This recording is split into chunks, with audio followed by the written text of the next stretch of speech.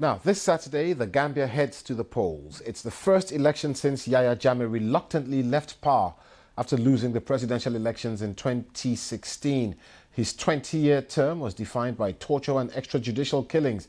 Last week, the country's Truth and Reconciliation Commission published evidence of abuses committed by Mr. Jammeh's elite military unit.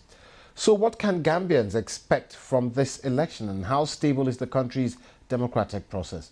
The BBC's Thomas Nadi has been speaking to the main opposition candidate, Ousanu Darboe.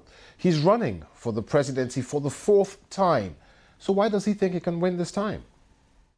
Well, what makes me confident that this time around I'll be declared the winner is because the environment is completely different. In the previous elections, we saw that we won, but we are not declared the winners. At age 73, don't you think you are too old to lead a country with a very youthful population? At age 73, I think I'll be able to take care of my sons and my grandsons. You were recently hospitalized, and will your health permit you to be able to keep up with the demands of being a president? This is just a temporary issue.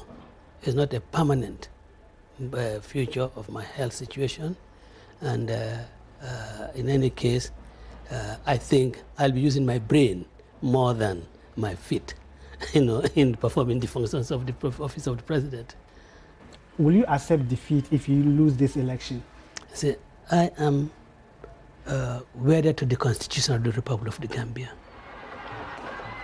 And once the results are declared, and it's a free and fair contest, I have no choice but to accept it. And even if I do not accept it, my only recourse is to go to the courts. That's my only recourse. So acceptance, nobody should think that Ousanu Darboe will really resort to any measure that will destabilize this tranquility and stability of this country. Will you prosecute former President Yahya Jammeh if he is recommended for prosecution by the Truth Commission? Well, we will look at the recommendations of the Truth and Reconciliation Committee, and I have always fought relentlessly against impunity, the excesses of that regime. I have fought against it, and I've always wanted justice. I'm not going to be vindictive, we are not going to be revengeful, but there'll be justice without revenge. So if the Truth and Reconciliation Commission recommends measures to be taken, if I'm president, I will certainly implement those recommendations to its fullest. Now, let's talk about the environment.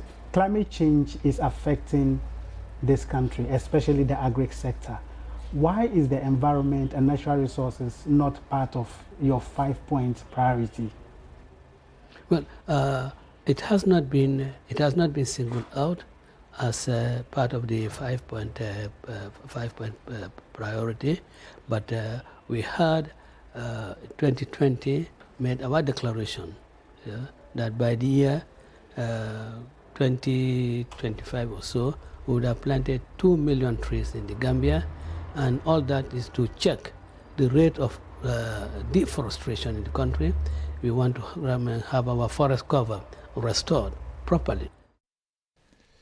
That was Ousanu Darboe, Gambia's opposition candidate for the presidency.